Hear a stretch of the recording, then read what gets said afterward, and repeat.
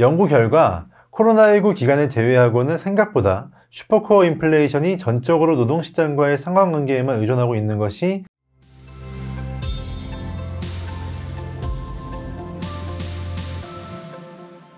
안녕하세요. 요즘투자증권 구독자 여러분, 챔피언스 라운지 금융센터 김민기 PB입니다. 1월 미국 CPI는 시장의 예상치를 상회하는 결과가 발표되었습니다. 1월 헤드라인 CPI는 전월 대비 0.3% 상승했고, 이는 시장 예상치인 0.2%를 웃도는 수치였습니다. 또한 작년 동월 대비 상승률은 3.1%를 기록했고, 이는 시장 예상치였던 2.9%를 상회하는 수치였습니다.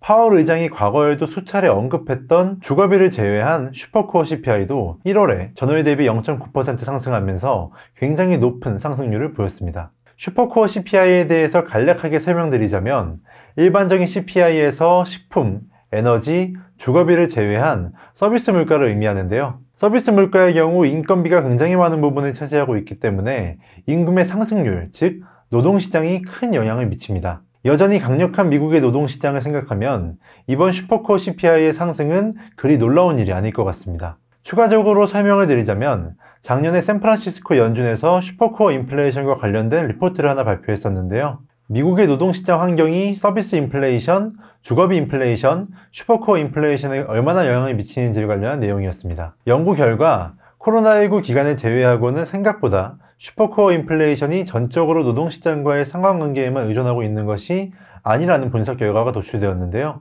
즉, CPI를 결정짓는 요인이 생각 이상으로 복합적이라는 것을 볼 수 있습니다.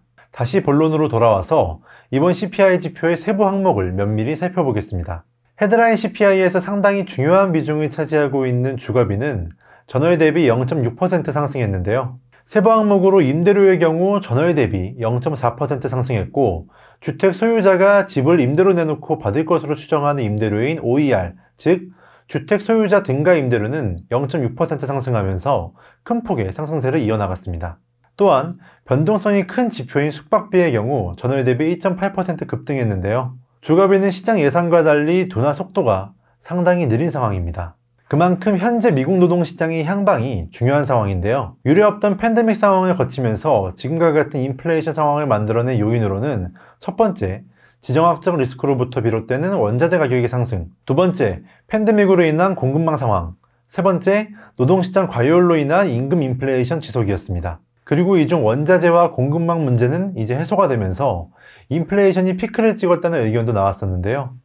생각 이상으로 노동시장의 냉각이 늦어지면서 상품 인플레이션은 낮아질지언정 서비스 인플레이션만은 오히려 상승하고 있는 상황이 연출되고 있습니다. 앞서 말씀드렸던 것처럼 근원 상품 CPI의 경우 전월 대비 하락하면서 디플레이션 기조를 계속해서 이어나가고 있기에 긍정적으로 볼 수 있겠지만, 노동시장에서 비롯된 서비스 물가의 상승은 연준이 목표 인플레이션에 도달하는 시기를 늦추고 있는 상황이라 앞으로 귀추가 주목됩니다. 그리고 또 마냥 부정적으로만 볼 것은 아닌 것이, 결국 지난달 인플레이션의 상박 압력을 가하던 수많은 요인들 중에서 지금은 노동시장만 제대로 잡히고 이에 따른 서비스 물가의 디플레이션을 이끌어낸다면 비로소 연준이 목표 인플레이션에 도달하게 되고 금리 인상 기조의 마무리라는 결과를 자아낼 수 있을 것이라고도 해석할 수 있겠습니다.